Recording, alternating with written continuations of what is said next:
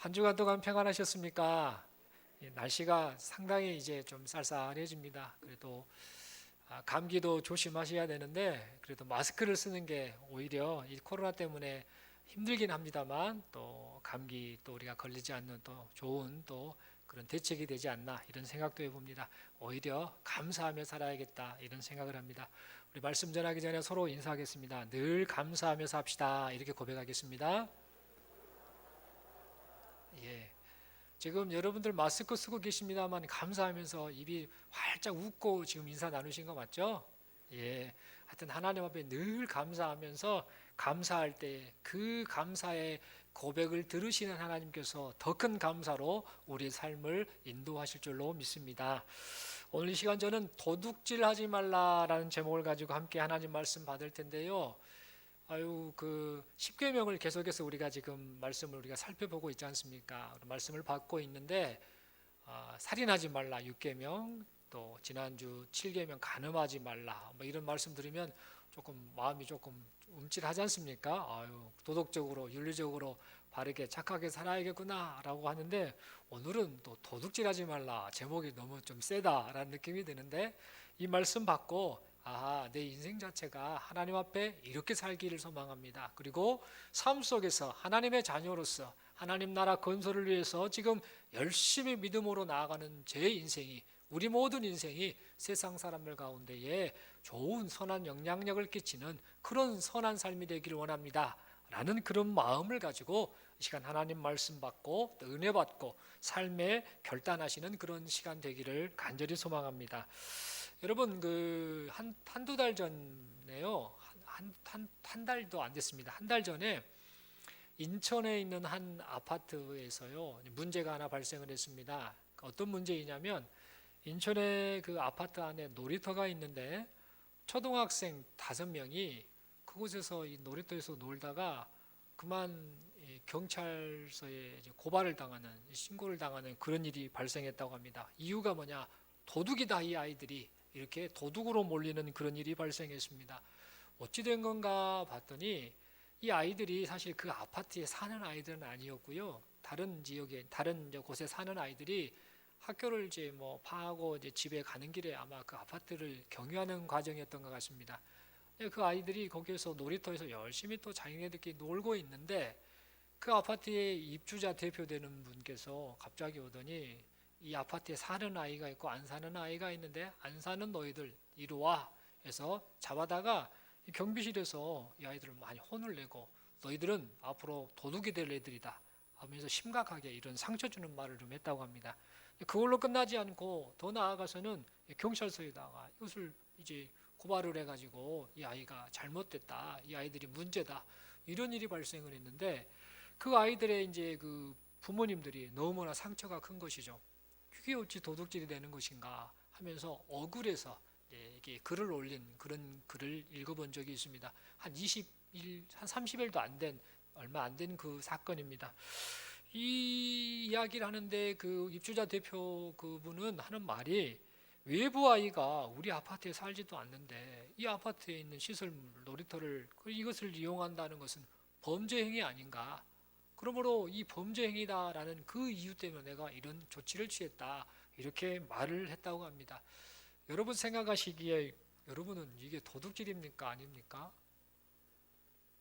뭐 아닙니다. 조금 들렸습니다만 그렇습니다 하시는 분도 있을 수 있습니다. 그래 굳이 따져보면 그럴 수 있겠지라고 할 수도 있을 겁니다. 어찌됐든 간에 우리가 이 질문을 받으면 이것을 도둑질로 보는 게 맞는지 아니면 얼토당토하는 그런 이야기다라고 생각하는 것이 맞는지 조금 한번 생각해 볼 필요가 있습니다.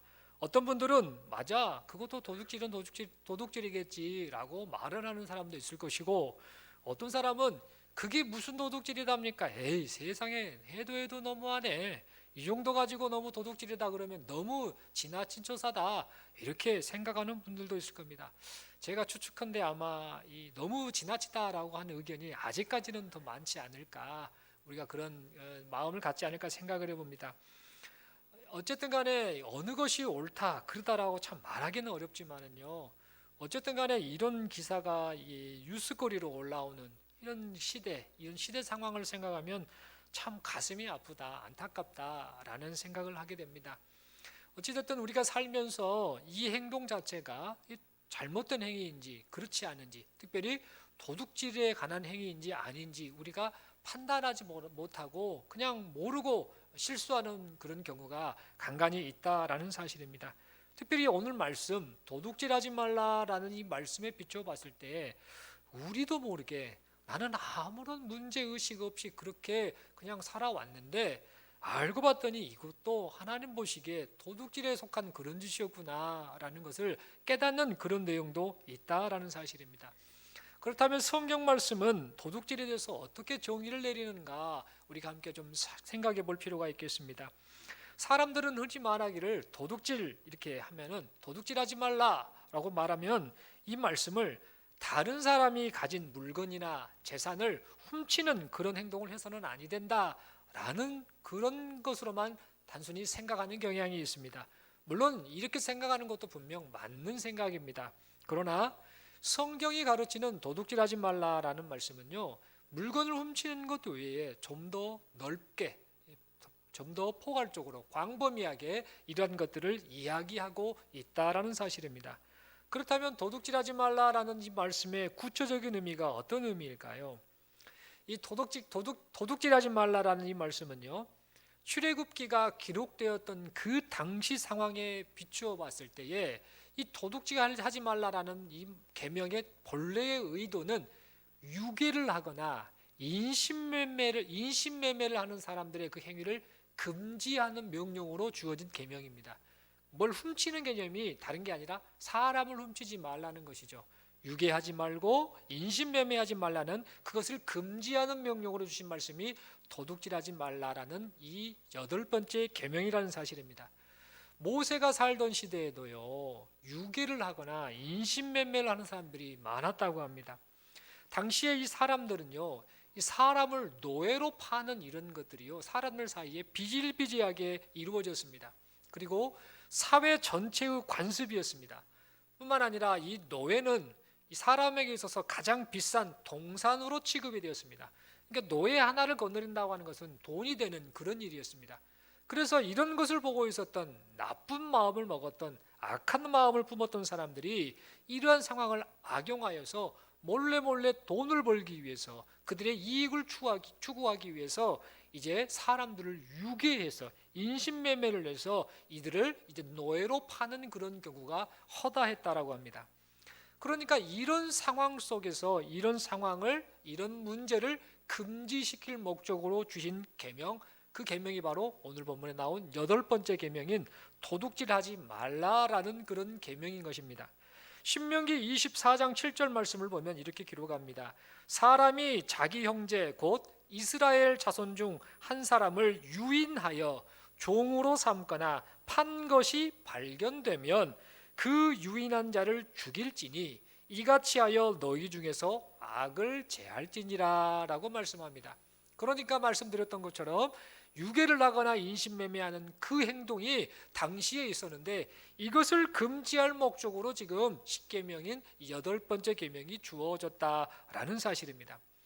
이스라엘에게 있어서 사람을 유기해서 노예로 팔거나 노예로 부리는 이 행위는 오늘 말씀처럼 방금 읽어드린 이 신명기 24장의 말씀처럼 하나님 앞에 사형 판결을 받는 그런 악한 죄였다라는 사실입니다.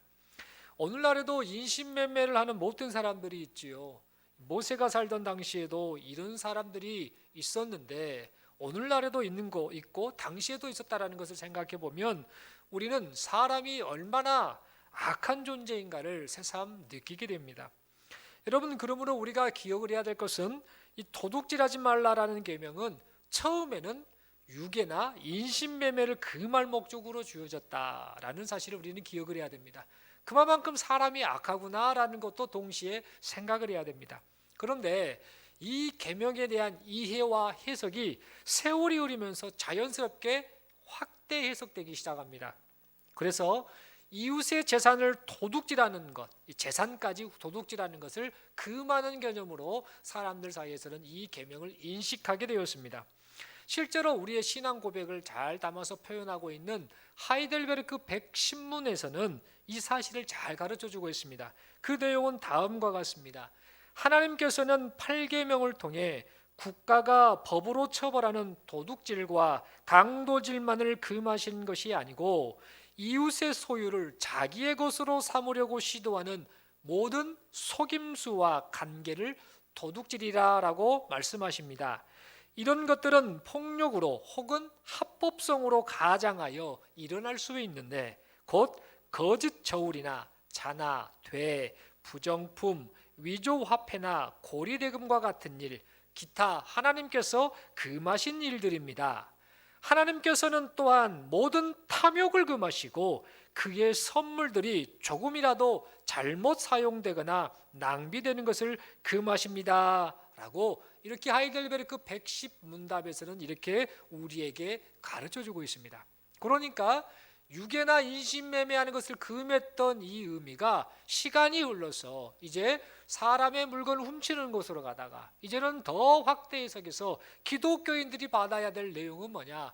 물건을 훔치는 것뿐만 아니라 속임수나 간계로 이것을 자기의 유익을 위해서 취하는 모든 행동, 생각까지도 다 내포하고 있는 것이 바로 도둑질하지 말라라는 계명의 뜻이라는 사실입니다. 다시 말해서 도둑질은 눈에 보이는 이웃의 물건을 훔치는 행위뿐만 아니라 이웃의 소유를 자기의 것으로 삼으려고 시도하는 모든 속임수, 간계까지도 포함된다라는 사실입니다. 이 말씀은 우리로 하여금 무엇을 생각하게 하는가? 하나님이 다 보고 계시구나. 하나님께서 눈에 드러나지 않는 사람의 마음도 감찰하고 계시는구나.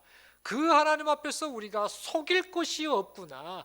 그 하나님 앞에서 우리의 삶을 늘 조심하며 돌아보아야겠구나 라는 생각을 하게 한다라는 사실입니다.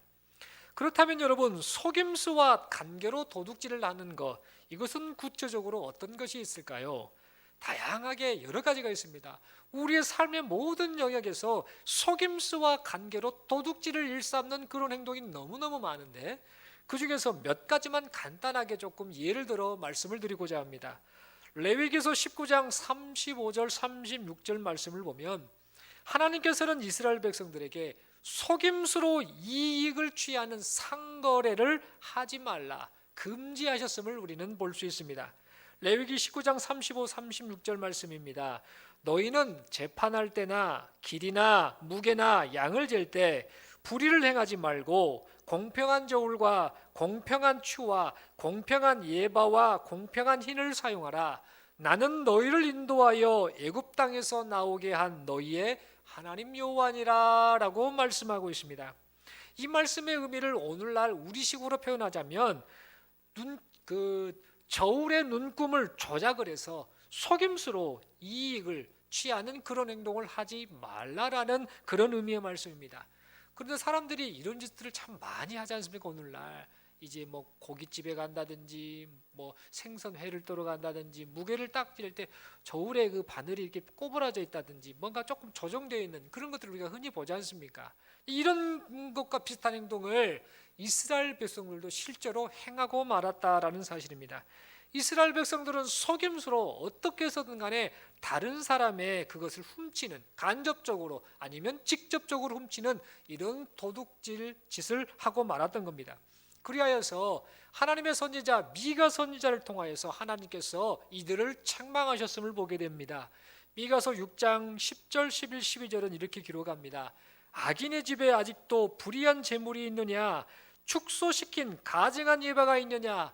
내가 만일 부정한 저울로 썼거나 주머니에 거짓 저울추를 두었으면 깨끗하겠느냐라고 이렇게 질책하면서 당시 이스라엘 백성들이 거짓 저울로 자신들의 이익을 위해서 속이고 도둑질을 했음을 이렇게 책망을 하고 있었던 겁니다. 그런데 여러분, 참 안타깝게도요, 인종을 떠나서 지역, 시대 모든 것을 불문하고 사람이 사는 곳이라면 지금도 어디에서든지 이와 같은 속임수와 관계가 도둑질로 나타나고 있음을 우리는 보게 됩니다. 여러분, 우리가 뉴스를 보다 보면 정말 한숨이 나오지 않습니까? 뉴스 안 보고 싶지 않습니까? 아유, 왜 이렇게 세상이 이렇게 될까? 이렇게 안타까운 한숨을 우리가 내뱉곤 한데, 특별히 그 좋지 못한 소식 가운데 더 마음 아픈 것은 먹을 것을 가지고 속여서 파는 그런 사람들에 관한 뉴스를 우리가 종종 접하곤 합니다. 다른 나라에서 싼 값으로 농산물이나 육류나 어류 등을 이렇게 들여와서는 그것이 바로 국산입니다 라고 속여 팔아서 시중에 유통시켰다가 그것으로 폭리를 취해서 나중에는 들켜서 고발을 당하는 그런 경우를 우리가 종종 보곤 합니다. 또한 물건을 파는 자들이 정상적인 가격으로 물건을 팔지 않고요, 사람을 봐가면서 저 사람한테는 속일 수 있겠다 생각을 하고 일단 값부터 비싸게 부르자라고 하면서 비싼 값을 불러놓고, 만약에 다른 사람이 아유 너무 비쌉니다 안 사요 하면은 그냥 또 깎아주는 척 하다가, 순진한 사람이 그 물건 값을 듣고 알았어요 라고 사겠다라고 하면 그 비싼 값으로 팔아버리는 속임수와 간계를 저지르는 이런 경우를 우리는 종종 듣곤 합니다. 이것이 옛날 사람들이나 오늘날 사람들이나 똑같이 사람의 그 좋지 못한 심성으로 인해서 나타나는 그런 현상이라는 사실입니다. 특별히 이런 짓들은 후진국일수록 더 심하게 나타남을 봅니다. 여러분, 제가 태국에서 선교사로 살면서 이제 그 지역 사람들을 보면서 느꼈던 것은 뭐냐, 한국 사람이나 태국 사람이나 또 이런저런 미얀마 사람, 라오스 사람도 들어와 있는데 하는 행동들을 보면은요, 이와 같은 똑같은 행동을 합니다. 적당하게 가격부터 비싸게 불러놓고 보는 그런 행태가 어느 나라 사람이든 인종을 떠나서 이것저것 모든 사람들이 그렇게 행하는구나라는 것을 경험했던 기억이 있습니다. 그래서 단기 선교팀이 이제 선교지에 방문을 하면 열심히 선교 활동을 협력하고 도와주고 이제 그들이 가지 않습니까? 갈 때 마지막 날 그 오후 아니면 그 전날 밤에 이제 이들과 함께 인근 시장이나 상점으로 이제 데리고 가서 이제 그곳에 그 사람들의 어떤 시장 체험을 시킨다든지, 아니면 이제 한국으로 돌아가니까 저렴한 기념품을 사는 그런 시간을 잠깐 갖고 납니다. 그런데 그때 이렇게 이제 물건을 구입하려고 하실 때에 제가 우리 학생들도 왔었고 또 어른들도 오신 경우에 제가 꼭 그 방문자들에게 이렇게 당부를 합니다. 시장에서 물건을 구입할 때는 반드시 여러분들 꼭 기억하셔야 합니다. 외국인이라는 이유 때문에 여러분들은 실제보다 아주 비싼 가격으로 물건을 살 수가 있습니다. 왜 그러는가? 이 현지인들이 외국인이라는 이유 때문에 실제보다 높은 가격으로 그 값을 부르기 때문입니다. 그러니까 그 값 주라고 한다고 다 주지 마시고 지혜롭게 잘 흥정해서 한번 구입을 해보세요. 대신에 여러분들 너무 막 후려쳐서 막 깎고 그러지는 마시고 적정한 선에 한번 그 상황을 한번 보시고, 가능하면 비싼 물건을 사지 마시고 저렴한 것만 조금 구입해 보시고 시장 체험을 하십시오. 이렇게 당부를 합니다.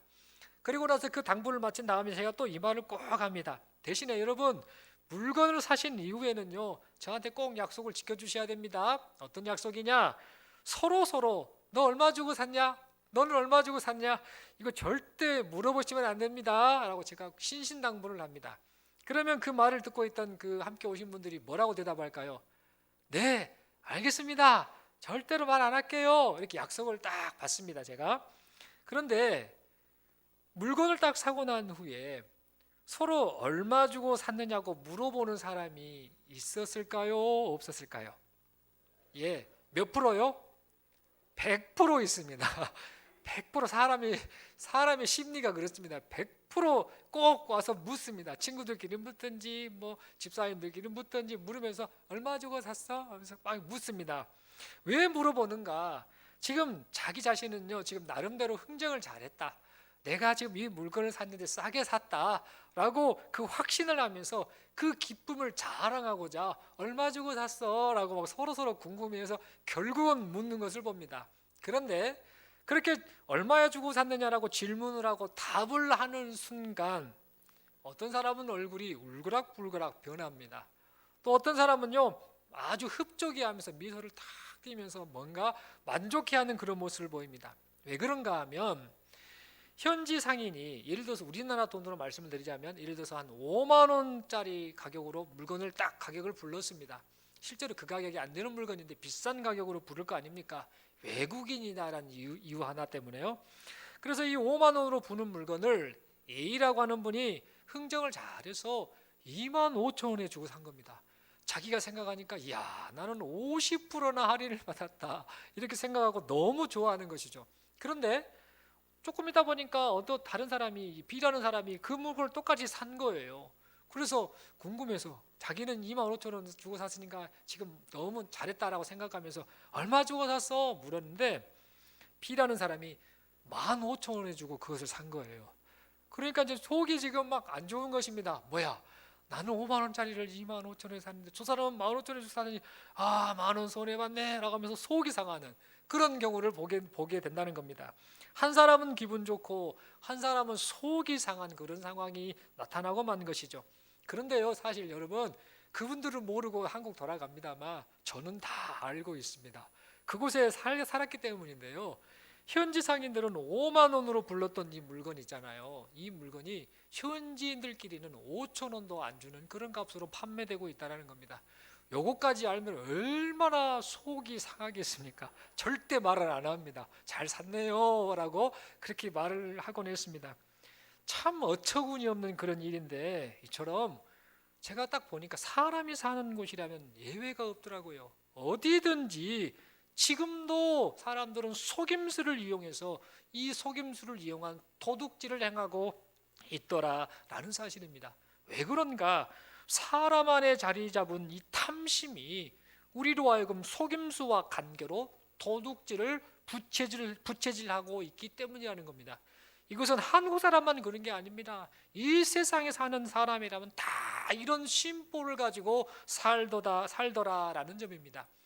여러분 살다 보면 이런 도둑질에 속한 행위가 또 다른 행위들도 있습니다.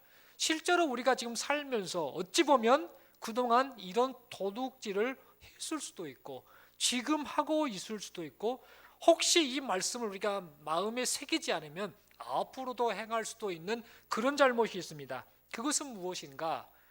고용주가 노동자의 임금을 착취하거나 부당하게 대우하는 것, 이것도 성경에 입각했을 때에 도둑질하지 말라라는 계명을 깨트리는 행위라는 사실입니다.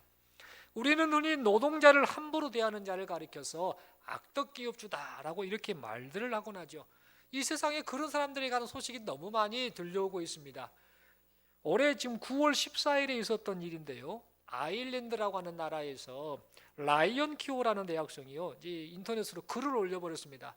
요즘은 SNS가 발달하는 시대다 보니까 전 세계 사람들이 글 올리면 다 이 사람 다 접할 수 있는 그런 시대가 되지 않았습니까?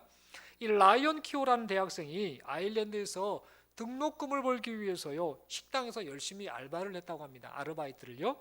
그런데 식당 주인이 이 임금을 주지 않는 거예요. 일한 그 대가를 주지 않고 계속해서 미루니까 이 친구는 자기가 받아야 할 돈을 못 받으니까 애가 탑니다. 등록금도 내야 되는데 못 내다 보니까 이 친구가 안 되겠다 싶어서 이 체불 임금을 지급하라고 독촉하면서 SNS에다 글을 올려버렸습니다. 요구를 하니 이 식당 주인이 조금 속이 상했나 봅니다. 그러면서 전화가 와서 현금을 와서 받아가세요 이렇게 이제 말을 합니다. 그래서 현금을 가서 받으려고 갔더니 그 주인이 했던 행동이 뭐냐면 한 70만 원 정도 되는 이 금액, 우리나라로 말하면 5센트짜리, 우리나라로만 100원짜리 동전을요 7,100개씩이나 담아가지고 30kg이나 되는 무게를 가지고 이거 가져가 라고 그런 행패를 부렸다라는 그 기사가 9월 14일 날 뜬 이야기가 있습니다. 한국에서도 실제로 이런 이야기가 있었죠. 작년에 2020년경에 이제 130만 원 인건비를 못 받았더니 그거 돈 달라라고 했다 못 받았다가 일한 사람이 기분 나빠서 새벽에 그냥 저 일 그만두겠습니다라고 일방적으로 통보를 하니 이 주인이 열이 받아가지고 그래 돈 받아가라 하면서 이제 받으러 온 사람에게 100원짜리 500원짜리를 한 보따리 싸서 줬다라는 그런 참 마음 아픈 그런 이야기도 있습니다. 누가 잘하고 누가 못하고를 떠나서 오늘날 어찌됐든 간에 고용주 입장에서는 노동자에게 이런 행패를 부리는 거, 임금을 체불하거나 아니면 이런저런 것을 착취하거나 잘못된 행위를 하는 것 자체 부당하게 대우하는 것 자체가 성경의 이 8계명에 입각해서 보았을 때 도둑질을 행하는 그런 똑같은 행태다라는 사실입니다. 그러면 여러분, 그 고용주만 이런 문제를 갖고 있는가? 그렇지 않습니다. 노동자들 역시 살면서, 직장인으로 살면서 똑같이 도둑질을 일삼는 행위가 나타날 수 있다라는 사실입니다. 어떤 경우인가? 노동자가 정해진 업무 시간을 낭비해 버리는 것.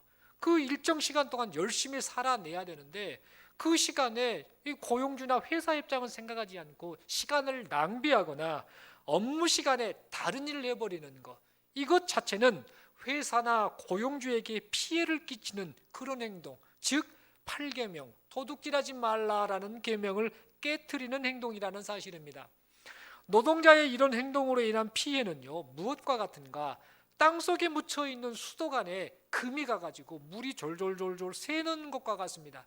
당장 보기에는 아무 증상이 없어 보이고 물이 새는지도 모르고 새면 얼마나 새겠나라고 생각하는 그것이 이제 관이 점차 그 구멍이 커져서 물이 콸콸 쏟아져서 어느 달에 이제 물새가 이제 세금 폭탄을 맞는 그런 경우가 나타나는 것 같은 그런 행동이 바로 시간을 낭비하고 다른 일을 행하는 그런 행동과 같다라는 사실입니다. 이처럼 노동자의 게으름과 직무유기가 당장 눈에 드러나지 않더라도 이러한 행동은 결과적으로는 회사나 고용주의 재산을 훔치는 도둑질이 된다라는 사실입니다.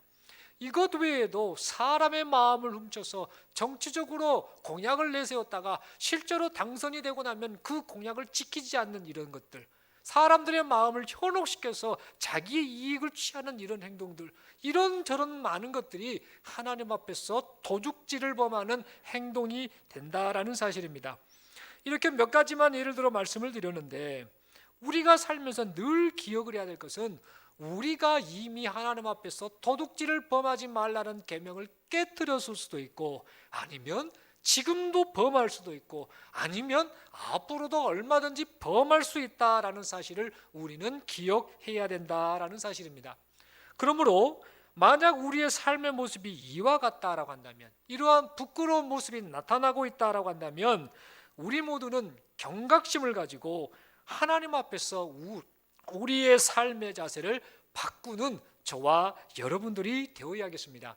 그리하여서 세상 사람들이 우리를 보면서 사람은 저렇게 살아야 돼, 저렇게 정직해야 되고 저렇게 하나님 앞에 경건하게 사는 것이 사람다운 모습이야 라는 것을 깨닫고 또 그것을 동경하면서 마침내는 그들이 하나님께로 돌아오게 하는 그런 하나님의 그 복음과 구원을 선포하는 다리로서의 역할을 감당하시는 저와 여러분들이 되어야겠습니다.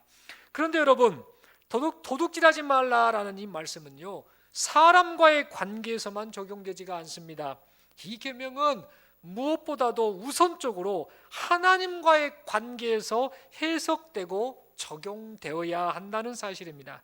사실 여러분, 도둑질하지 말라라는 계명은요, 하나님에 대해서 깨트릴 때가 더 많다라는 겁니다. 오히려 윤리적으로 도덕적으로는 덜할지 모르나 어찌 보면 하나님 앞에서 이 계명을 깨트리며 사는 존재가 바로 우리이지 않는가, 그런 생각을 해보게 된다라는 겁니다. 여러분, 사람들은 흔히 이런 착각을 합니다. 인생의 주인이 자기다라는 착각을 하며 삽니다. 이것은 엄청난 착각입니다.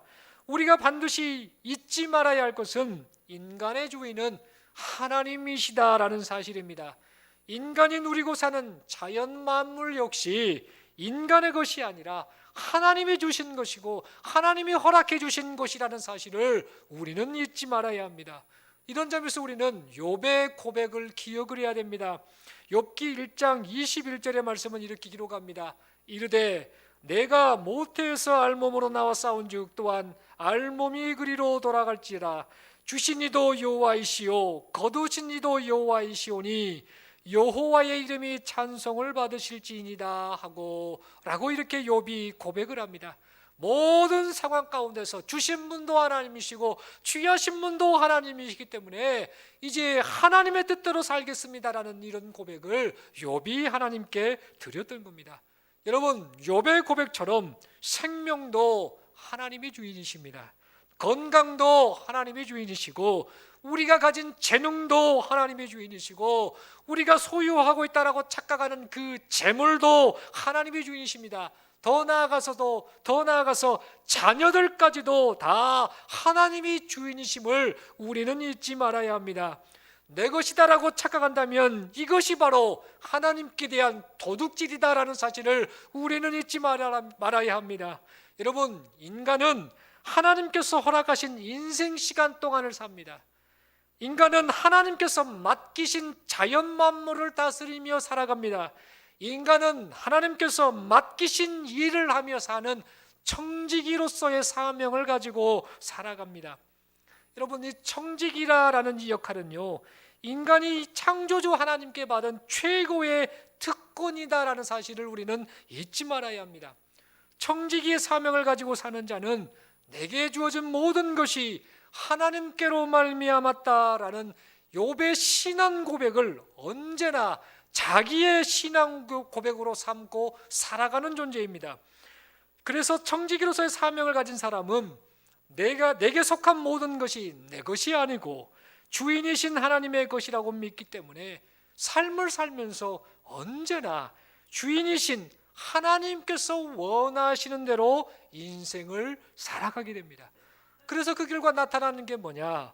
탐심을 이루기 위해서 남의 물건을 훔치거나 속임수나 간계로 이익을 취하는 그런 도둑질이라는 죄를 범하지 않게 됩니다. 오히려 주인이신 하나님이 원하시는 삶을 살기 위해서 시간을 아끼게 되죠. 이 인생 시간 역시 내 것이 아니야, 하나님이 허락하신 시간이야 라는 사실을 생각하기 때문에 이 시간을 아주 값지고 귀하게 삶을 살아내는 겁니다. 뿐만 아니라 하나님께 받은 재능, 이런 재물들을 내 목적을 위해서, 내 쾌락을 위해서, 내 만족을 위해서 사용하며 사는 것이 아니라 하나님이 원하시는 대로 하나님을 사랑하고 이웃을 사랑하고 그들을 섬기며 사는 삶을 위해서 재능과 재물을 사용하면서 하나님 앞에 살아가게 된다라는 사실입니다. 사랑하는 성도 여러분, 사람이 훔치는 행위로 도둑질을 하거나 속임수나 간계로 도둑질을 하는 이유는요, 다른 것이 아닙니다. 우리 안에 탐심이 가득하기 때문입니다. 우리 안에 만족이 없기 때문입니다. 우리 안에 자족함이 없기 때문입니다. 뿐만 아니라 이렇게 탐심이 나타나는 이유는 내가 주인이다라고 착각하며 살기 때문이라는 사실입니다. 자기 자신을 비롯한 자신이 소유하고 있다고 생각하는 모든 것의 주인이 바로 나다라는 이런 착각이 있기 때문에 사람이 도둑질로 실제 행위를 행하거나 속임수나 간계로 이런 하나님 앞에 못된 도둑질을 일삼는 행동이 나타나게 된다라는 사실입니다. 뿐만 아니라 하나님이 주신 것들을 만족하지 못하다 보니까 더 많은 것을 추구하려는 이런 탐심이 발동하여 하나님 앞에 도둑질을 일삼는 그런 행태가 나타나고 만다는 사실입니다. 사랑하는 성도 여러분, 그러므로 이 시간 우리 모두는 우리가 이 땅에 존재하고 누리는 모든 것이 모두 다 하나님께로 말미암았다라는 사실을 잊지 않기를 바랍니다. 그리고 하나님 앞에서 내가 지금 청지기로서의 사명을 부여받았다라는 사실 역시 잊지 않아야겠습니다.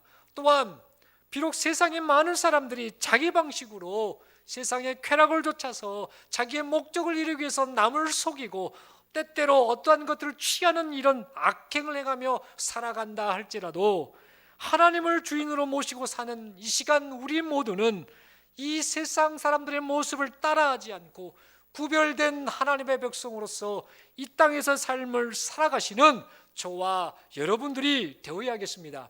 더 나아가서 도둑질하지 말라라는 이 계명을요, 수동적인 자세로 지키는 것에 만족할 것이 아니라 적극적으로 오히려 하나님께 받은 모든 것으로 베풀어주고 나누어주고 하나님을 사랑하고 이웃을 사랑하는 일에 최선을 다하시는 저와 여러분들이 되시기를 소망합니다.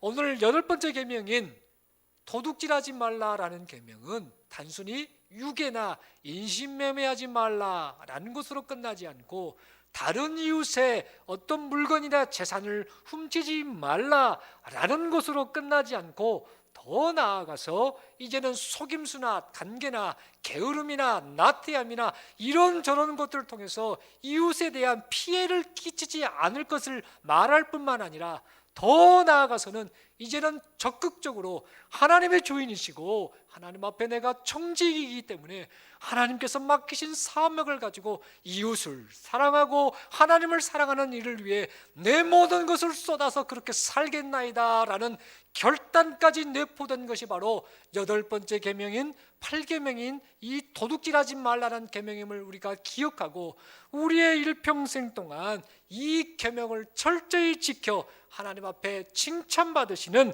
저와 여러분들이 되시기를 소망합니다. 그리하여서 우리를 통하여 세상이 변하고 하나님의 나라가 확장되는 놀라운 은혜를 우리의 일생 가운데에 날마다 경험하시는 저와 여러분들이 되시기를 소망합니다. 성령 하나님께서 이 시간 예배하는 우리를 통해서도 이 놀라운 일들을 이루어 가실 줄로 믿습니다. 이 시간 마지막으로 서로 우리 이렇게 인사하면서 설교를 마치고자 합니다. 우리가 청지기임을 잊지 맙시다. 한 번 더 인사하겠습니다. 주인 노릇하지 마세요. 우리가 주인 되신 하나님 앞에 청지기라는 사실을 생각하면 자연스럽게 만족하고 자족하고 그러면서 탐심을 내어버리고 오히려 하나님이 기뻐하시는 인생을 위해 도둑질을 행하지 않는 것이 아니라 오히려 하나님이 기뻐하시는 사람을 살리고 하나님을 영화롭게 하는 그런 삶을 살아가게 될 줄로 믿습니다. 이런 은혜가 이 말씀을 듣고 고백하는 저와 여러분들 모든 우리 모두의 삶 속에서 나타나기를 간절히 소망합니다. 기도드리겠습니다. 하나님 아버지 은혜를 감사합니다. 8번째 계명인 도둑질하지 말라라는 이 말씀이 단순히 윤리적으로 도덕적으로 착하게 살아라 라는 그런 의미가 아니라 결국에는 주인 되신 하나님을 인정하는 것이고 우리 삶이 하나님 앞에 청지기로서의 사명을 가지고 사는 것이고 하나님이 다 주셨으니 하나님이 주신 것을 가지고 하나님을 사랑하고 이웃을 사랑하며 살면서 결국에는 우리의 삶을 통해 하나님의 나라를 확장하며 살라라는 하나님의 뜻이 담겨 있음을 우리가 기억하며 오늘 하루도 앞으로 우리에게 허락하신 인생 가운데 이 말씀을 지키며 살아가는 우리 모두가 되게 하여 주시옵소서. 이런 은혜를 베풀어 주심을 믿고 감사드리오며 우리 주님 예수님 이름으로 기도드리옵나이다. 아멘. 다 함께 찬송가